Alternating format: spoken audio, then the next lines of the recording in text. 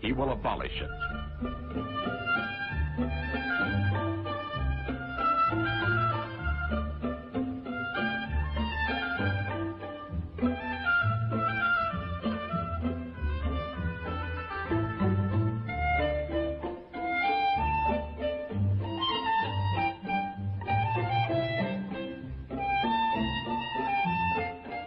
Wearing the fez becomes an act of treason. European hat makers unload in Turkey. But woe betide the foreigner who dares laugh at a Turk in his new hat. More than 90% of Turkey's 13 millions are illiterate. Mustafa, who earned in school his second name, Kemal, meaning excellent, himself takes charge of replacing the difficult, obsolete Arabic script. A new Latin alphabet, a revised and standardized Turkish language are prepared by experts bullied into haste by Kemal.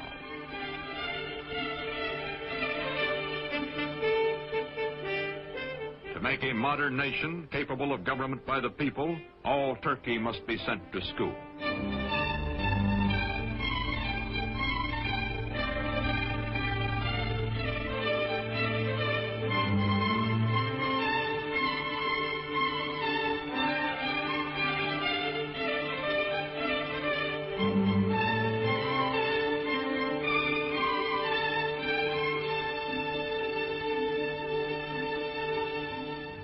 Islamic traditions are shattered. A man's image, Mustafa Kemal's, is displayed in public. He also orders all Turks to adopt Western-style family names and is himself christened Atatürk, meaning father of the Turks. The faces of Turkish girls and women are hidden, and they live in virtual slavery until Atatürk unveils them by decree. Now divorced from his wife, he takes pleasure in the company of emancipated women, and insists that all Turkish women adopt Western clothes, gives them equal rights under the law after abolishing polygamy, and opens to women all the trades and all the professions.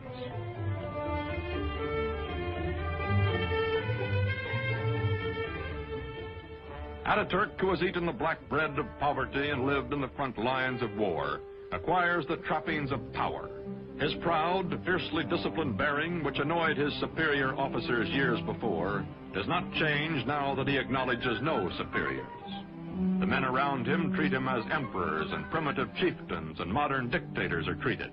Flatter and yes him, seek the smallest of privileges, such as lighting his cigarette.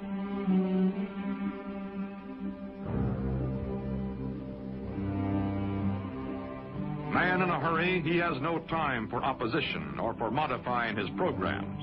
Is too concentrated to pay the slightest attention to the awkward and harassed civil servant who is about to drip peach juice on his shoulder, or to the waiter who will wipe it off.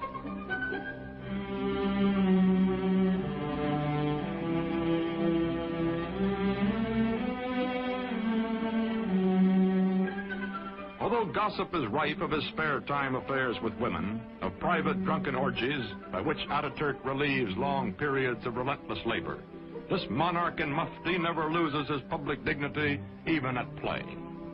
He is adored, also respected, also hated and feared and ruthless in dealing with those who oppose him. Now he goes into the countryside, to remote villages, to archaic farms, to rouse the lethargic and primitive peasants.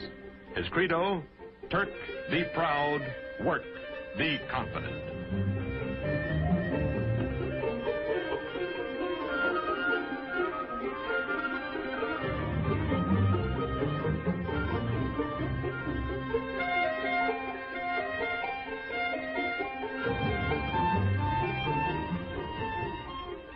There are two ways of conquering, says Atatürk, by the sword or by the plow.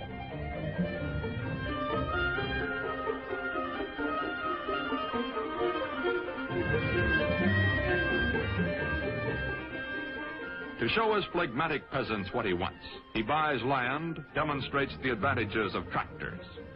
Atatürk, son of a civil servant, military careerist, now all-powerful dictator, becomes a model Sunday farmer.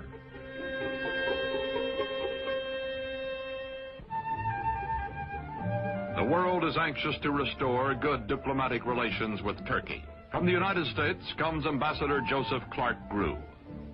For this revolution and high accomplishment, one man is primarily responsible. The name of Gazi Mustafa Kemal will forever be associated with the development, founding of the new modern Turkish state, and will forever be inscribed indelibly upon the rolls of history. Türk milleti taben demokrattır. The Turkish nation is democratic by nature. Zaten çok yükselmiş bulunan Amerika milletinin Türk milleti. I have no doubt that the American nation, which has gone so far in this ideal, is Turkey's friend in her aims. Bütün beşeriyeti birbirini sevmeye. This will not be all. Perhaps it can lead to a world of love, with all old prejudices erased, with all nations coexisting in peace and prosperity. When the Great World Depression of the 1930s slows down economic reconstruction in the country, Turkish people by the thousands wait for Atatürk to bring him their troubles and their problems. To the man in the street, Atatürk is his personal boss and his personal friend, willing to listen, wanting to help.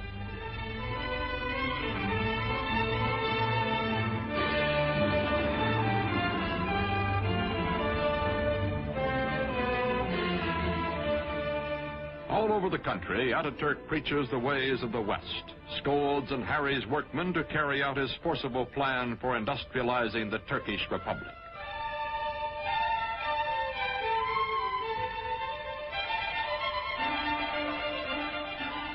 Turkey begins to move into the 20th century, builds dams, mills, factories. The tempo is fantastic. Industrial production under Atatürk increases tenfold. Still, there are growing pains, a poorly designed and poorly run heavy industry operating at a loss, profitable light industry deliberately run at an excessive profit to cover the deficit. Turkey's textile mills being a notable example.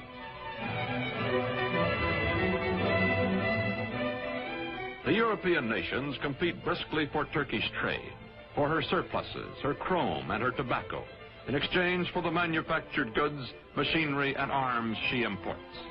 Turkey's foreign relations are excellent, but war is in the offing.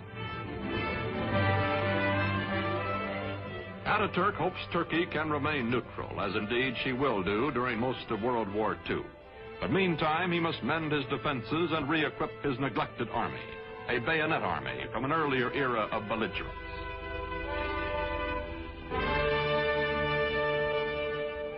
Turkey's dictator has said, Hitler will lead a dynamic nation to destruction by whipping its passions, and Mussolini will play Caesar. Time is proving him right. Aging now, Atatürk gives his personal fortune to the nation, lives quietly, spends time teaching the youngest of his 6 adopted daughters the alphabet he made all Turkey learn.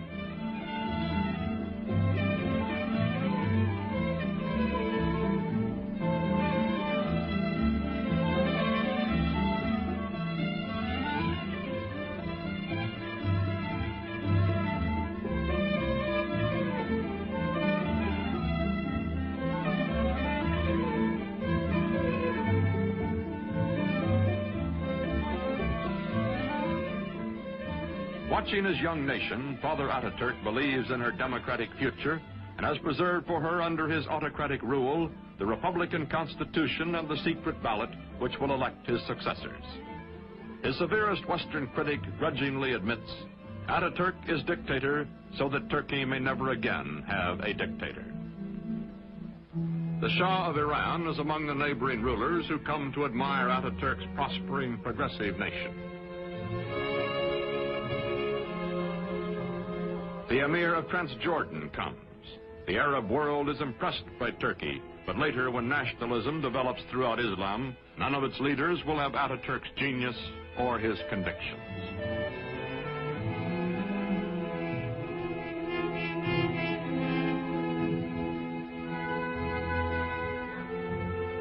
An ailing Atatürk spends much time aboard the yacht presented to him for his help by the Turkish people. Long ago, he has said, I will lead my people by the hand along the road until their feet are sure and they know the way. Then my work will be done.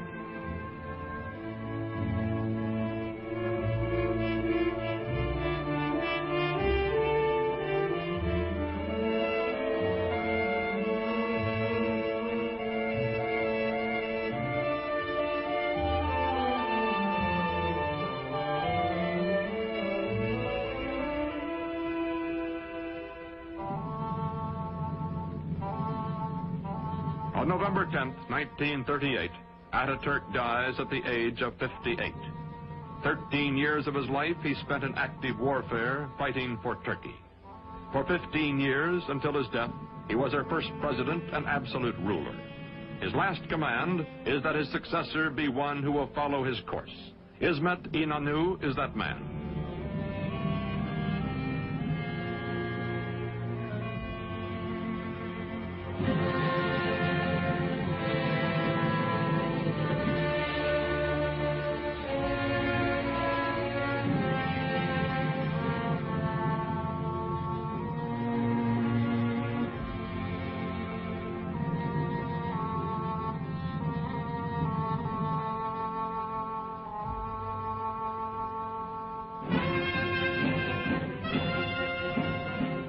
Today, this mausoleum is a shrine for his people, who well and truly mourned for Atatürk. Marching past in fighting trim, the soldiers of Turkey are the sons of the ragged forces who followed him to fight for Turkish independence 40 years ago.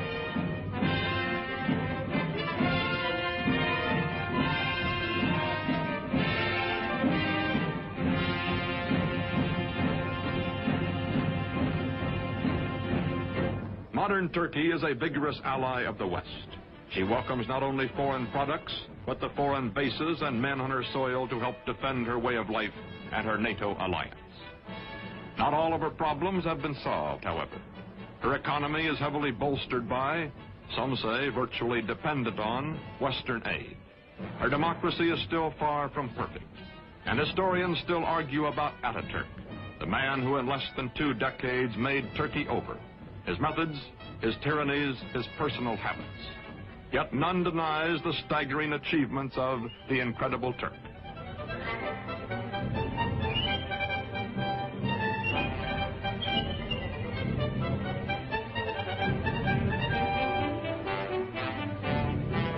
These, our allies, guarding the gates to the east, are the inheritors, the children of Mustafa Kemal Atatürk.